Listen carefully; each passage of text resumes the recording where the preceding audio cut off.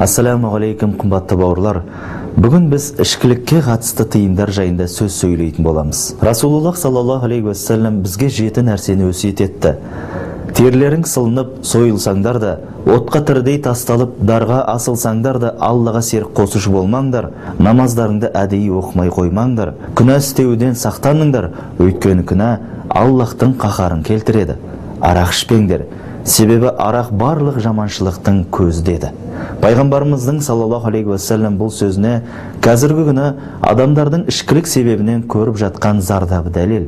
Расында да ауыр кеселге ұшырап, арақ ішіп науқасынан сауығып кеткен, кедей бола тұра ішкілікке салынып байыған, қорланып жүріп, арақ ішкеннен кейін ел арасында абыройға ие болған пенде бар ма екен бұл дүниеде?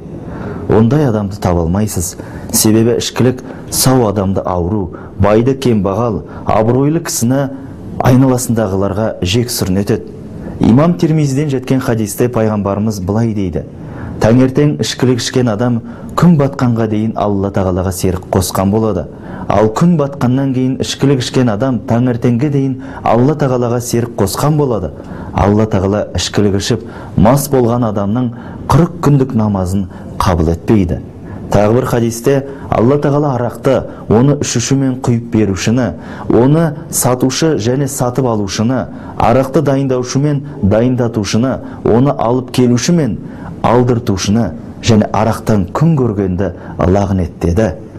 Бұл хадис Ибн Омардан риуаят етіледі. Пайғамбарымыз саллаллаху алейхи уассалам маскүнемдікке салынған адам пұтқа табынушы тәрізді деген.